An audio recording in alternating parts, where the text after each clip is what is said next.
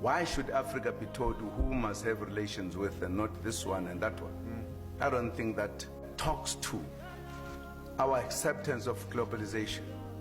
We are globalizing, and Africa must be part of globalization. And you can't say we are globalizing because we have relations with certain regions, not other regions. And if we have relations with other regions, then we are questioned. Nor do I think countries that come to interact with Africa should be questioned. Why are you doing it?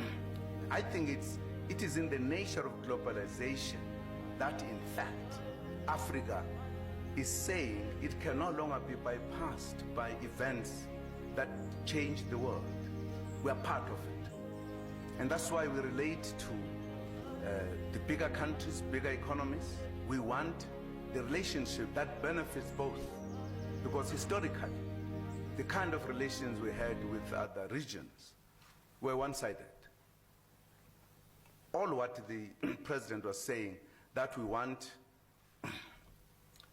localization to be taken into account, whoever is trying to make relations with us, beneficiation of our resources, so that they benefit us.